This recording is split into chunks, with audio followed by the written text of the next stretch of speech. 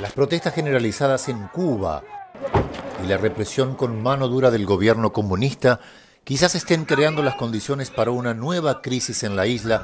Las protestas se iniciaron como reacción a los prolongados cortes de luz y las difíciles condiciones materiales de miles de sus habitantes.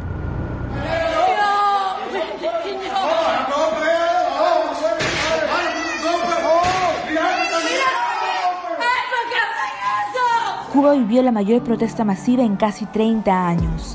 Gritando libertad y abajo la dictadura, miles de personas de diferentes poblados y ciudades se lanzaron a las calles.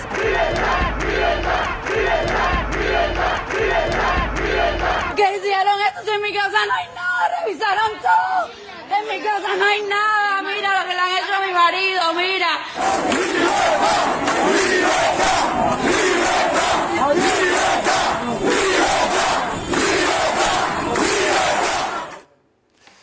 Duelen esas imágenes y acá estamos con dos cubanos bienvenidos, ¿no? Representantes de Cubanos Libres en Uruguay, Jorge Valdés y Lidier Hernández. Ustedes tienen muy claras estas imágenes, ¿no? y tienen familia en Cuba, ¿no? ¿Han hablado con ellos? ¿Pudieron comunicarse a pesar de los cortes de internet en estos últimos días? Sí, hemos podido, por lo menos en mi caso, he podido comunicarme con mi familia. Los cortes de internet han sido bastante raros porque en algunos lugares lo cortan de todo, en otros bajan la velocidad del ancho de banda para precisamente crear también esa confusión, ¿no? De que en un lado hay, en otro no, es mentira que está cortado. O sea, ¿Y qué te dicen tus familiares? Mis familias viven en el campo, en una pequeña chacra donde están alejados de, digamos, por ejemplo, en mi provincia, estamos a 30 kilómetros donde sucedió en el Parque Martí en mi provincia y ellos no se enteran. O sea, consumen solo los informativos de Cuba y en Cuba te dicen que fueron actos vandálicos de unos pequeños grupúsculos que fueron pagados por los Estados Unidos. O sea, el mismo cuentito de siempre. Claro. ¿Y en tu caso? Bueno, Nacho, yo soy de La Habana, de la ciudad, cerca de donde empezó la primera manifestación, que fue a 14, 15 kilómetros en el poblado de San Antonio.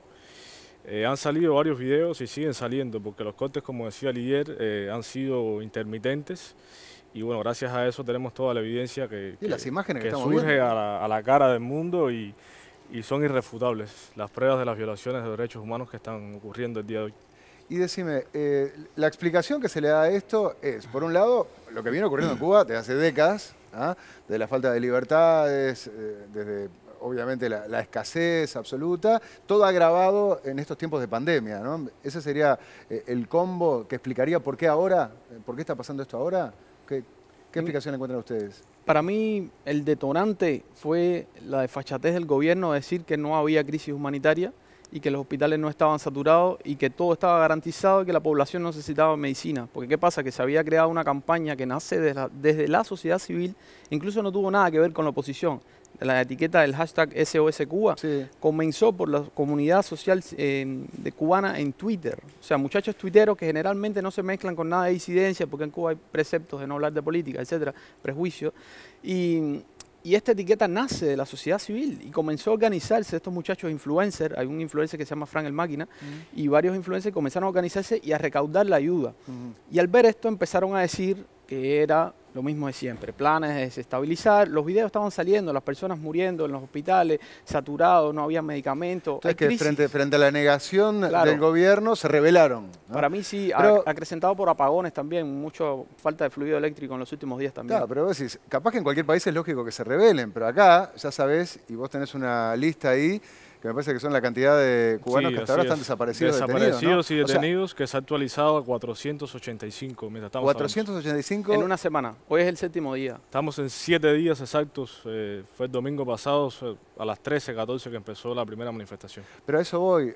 Se sabe que en Cuba, si vos sos disidente, y te agarran y te meten para adentro, ¿no? Si te manifestás. Ahora, esta gente sabía eso, por eso, ¿qué tuvo que pasar para que se expusieran a ese riesgo, ¿no? Y fue multifactorial. Estamos hablando de un régimen de 62 años ya de opresión al pueblo, falta de libertades, una sola opción. El ciudadano cubano no conoce la democracia, nunca ha podido tener la oportunidad de asociarse tanto civilmente ni de poder optar por otra opción, otro partido, poder votar su presidente. Y entonces opresión, falta de derechos, de garantías, todo lo que ha venido sucediendo en 62 largos años, ¿no? Todo eso sumado a una nueva generación también, que bueno, ya llevamos 3 generaciones naciendo en los más de 60 años que ha tenido ya la mal llamada revolución, que ha sido una dictadura cruel y las pruebas saltan a la vista el día de hoy. A eso sumado el Internet, que está llegando en Cuba, ya estamos arribando creo más de 3 años de Internet. Y eso ha ayudado a abrirse al mundo, ¿no? Así es decir, la información empieza a llegar inevitablemente a la isla, el ciudadano cubano empieza a comparar, a contrastar, a saber qué hay más allá de las fronteras. O sus propios familiares que están en Estados Unidos ahí al lado o en otros lugares. Exactamente. ¿No? Y empiezan sobre todo, o sea, empezamos sobre todo a conocer la historia de Cuba que no nos contaron. O sea, toda la parte de historia que estuvo oculta, empezamos a ver testimonios. ¿Cuál es la historia que no les contaron? Y la de todos los presos políticos, los llamados plantados. Hay una película muy reciente de cubana ahora independiente que se llama Plantados. Ahí pueden ver una pequeña parte de todo lo que fue esa triste historia, comenzando por ejemplo el comandante Hugo Mato, que estuvo 20 años preso y no murió en cárcel porque los países del mundo se organizaron y pudo ser extraditado a Costa Rica y bueno, murió en el exilio.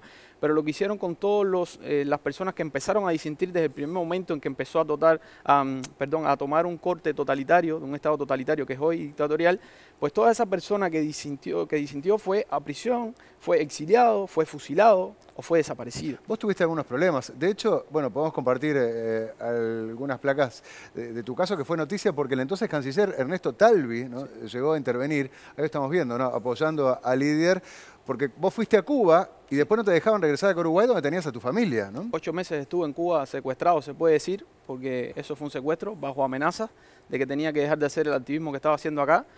Y les dije que no iba a dejar de hacer mi activismo.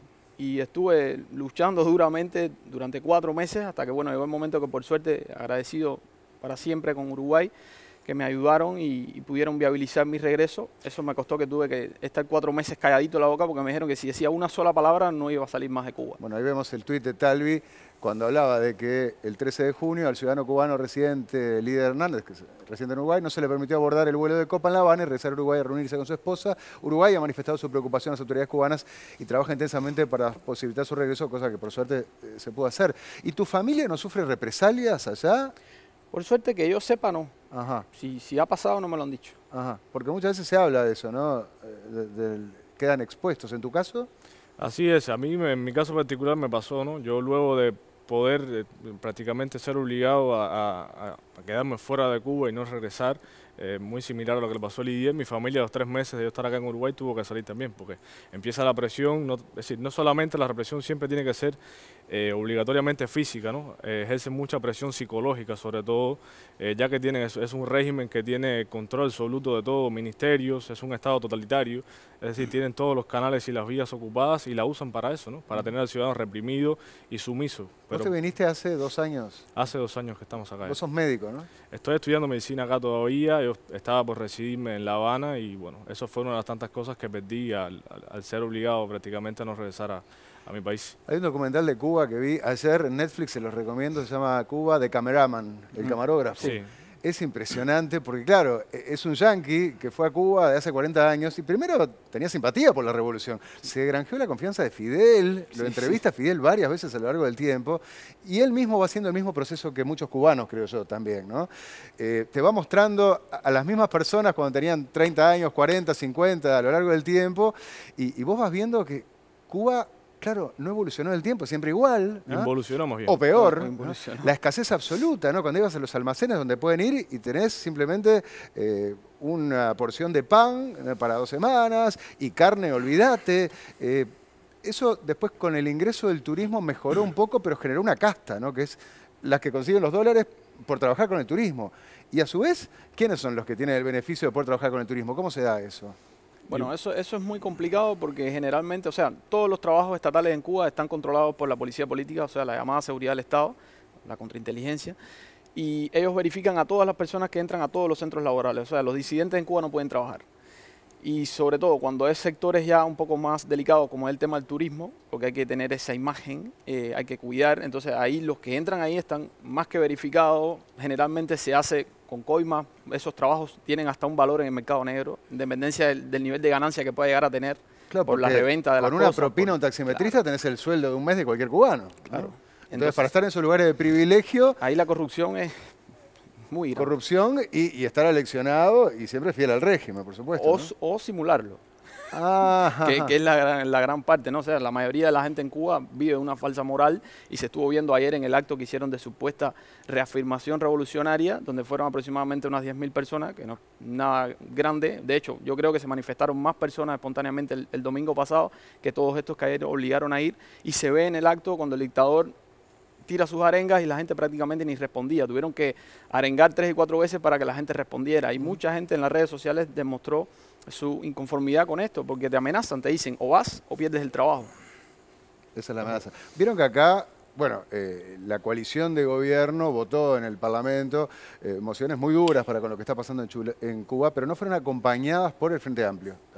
Ya saben que es del Partido Comunista, de Boca Andrade. El Frente Amplio en general, salvo Asamblea Uruguay, que marcó sus diferencias con Astori en las últimas horas, pero que se niega a tildar de dictadura lo de Cuba, se niega a criticar lo que está pasando y sí carga las tintas sobre el bloqueo, el embargo económico. ¿Por qué te reís? Porque es una ofensa. Es una falta de respeto a las personas que están derramando la sangre en las calles cubanas. O sea, el reclamo del pueblo cubano se vio el domingo pasado.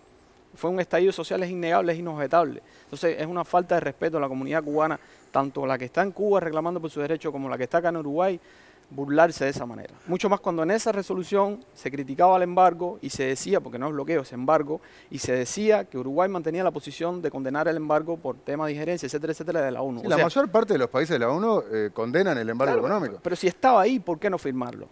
¿Por qué llevarse a desviar el Vos tema? decís, ¿por qué el Frente Amplio no acompañó la moción? Claro, Entonces, si igual se condenaba el embargo. Además, teniendo el antecedente de Nicaragua. No es un bloqueo, es un embargo económico. Sí, la diferencia ¿cuál sería? Cuba en realidad comercia con muchos países de la Unión Europea, de América, etcétera. Con Estados Unidos no. Y es verdad que también la empresa que comercie con Cuba puede tener sanciones si tiene filiales en Estados Unidos. No, con Estados Unidos sí comercia.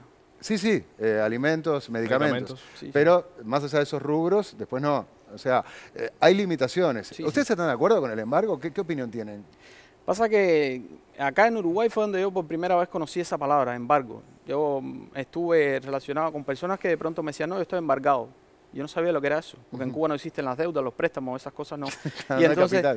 Y entonces yo decía, ¿qué cosa es embargo? Y empecé a ver a los mismos disidentes que tienen experiencia, nos decían siempre, no utilicen la palabra bloqueo, eso se utiliza para justificar la ineficiencia del régimen, un régimen que está demostrado un sistema que no funciona, que no ha funcionado en ningún país del mundo, y para desviar el foco de lo que interesa. ¿Por qué usar esa palabra ahora cuando están derramando la sangre de los cubanos simplemente por salir a pedir libertad?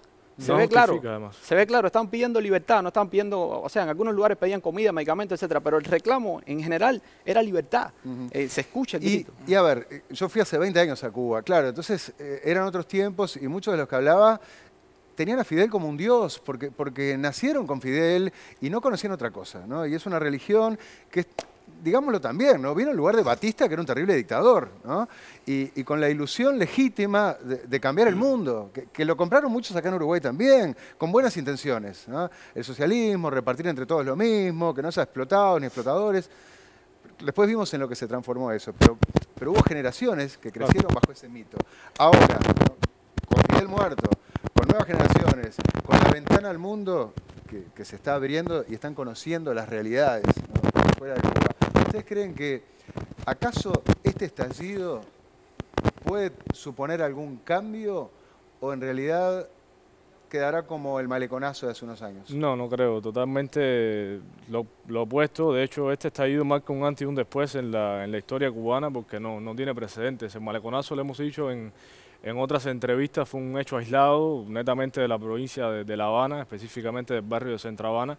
Y lo que pasó hace 7 días hasta la fecha de hoy son alzamientos a lo largo y ancho de toda la isla que no han cesado y siguen hasta el día de hoy. Cuando se habla del embargo, y lo hemos abordado en las diferentes entrevistas que hemos tenido durante la semana, siempre respondemos de la misma forma y lo vamos a volver a hacer, es decir, no hay una justificación económica extrapolada al embargo que pueda justificar los crímenes sangrientos, es decir, la sangre que está poniendo el pueblo cubano mientras estamos hablando hoy, los secuestros que se están cometiendo por parte del régimen cubano, asesinatos por parte de los efectivos militares a quemarropa, con pistolas, madres se están suicidando porque sus hijos están desaparecidos, porque están siendo asesinados en las calles. Es decir, no se trata ya de un tema ni de ideología, ni de izquierdas, ni de derecha, ni si hay un embargo, ¿no? Es decir, todos esos temas ya van quedando fuera de la mesa porque se desmorona todo ese relato ante los ojos del mundo. Se va a desmoronar el régimen porque en Venezuela, y hemos hecho varios informes al respecto, manifestaciones como esta hemos visto pero cantidades, ¿no? Y Guaidó, y Estados Unidos, y la mar en coche. Y sin embargo pasan los años y sigue igual. ¿Por qué no pensar que quizás en Cuba siga esto durante años? Venezuela es un caso aislado. Si bien Cuba ha tenido influencia penosamente, y lo tengo que decir así por ser cubano, en todo el proceso, ya llevan más de 20 años también de dictadura. Es diferente porque Venezuela tiene una oposición reconocida, tiene parlamentarios que se sientan en la mesa, se han tratado mesas de diálogos y demás, y han habido procesos transicionales que en Cuba nunca han ocurrido. Sí, y además muchos se pudieron ir de Venezuela. Además, ¿no? Venezuela tiene fronteras con Colombia. Venezuela tiene una migración de más de 5 millones de habitantes. De última, el que no quería se iba. ¿De Exacto. Cuba no te podés ir? En estos momentos no, y eso es uno de los factores que hizo que también la presión interna creciera tanto que termináramos en este estallido social. La pandemia, fronteras cerradas, no hay vuelos. Entonces por ahí también. Hay un video de una canción que fue la que representó todo este estallido. No sé si lo podemos poner ahora. Y si, Leo, querés hacer una pregunta, tengo 30 segundos. No. He visto que en las manifestaciones muchos cubanos pedían intervención con la bandera de Estados Unidos arriba. ¿Ustedes están de acuerdo con una intervención militar de Estados Unidos en Cuba? Nosotros no estamos pidiendo una intervención militar, pero tampoco tenemos la potestad por hablar en nombre de ese pueblo que está en la calle. Cuando iniciaron los estallidos sociales que fueron pacíficos y espontáneos por parte de todo el pueblo, estamos hablando de más de 65 ciudades, se pedía en un inicio medicamentos, medicinas, pero sobre todo lo que más escuchábamos era libertad, libertad y libertad. Es lo que está pidiendo el pueblo de Cuba.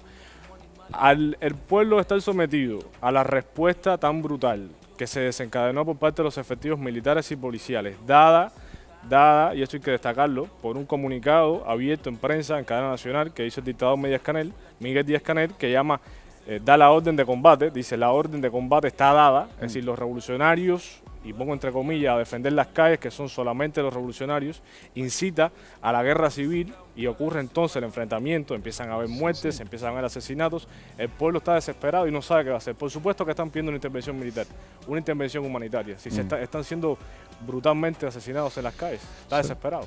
Cubanos contra cubanos, además, ¿no? Que es terrible. No, y cubanos contra cubanos y policías, sí, incluso obvio, con uniformes están reprimiendo. No, sí, me refiero al llamado que hizo el presidente. ¿no? Así es. Muchas gracias por haber estado acá, Ustedes, toda nuestra solidaridad con ustedes. Les voy a hacer unos regalos. Por un lado, Helpline regala un voucher por 3 meses de servicio para uso de ustedes, de un familiar o de un amigo. Gracias. Y también algo que difícilmente pueden tener en Cuba, ¿no? Beauty Planet les da un day spa para que disfruten. Qué lejos que queda eso. Nada ¿no? más lejos. Sí. Todo, digo, la tecnología, ¿no? Un spa. Son cosas que acá están a la mano y allá son impensables, ¿verdad? Gracias y bueno, y ojalá Cuba pueda ser libre.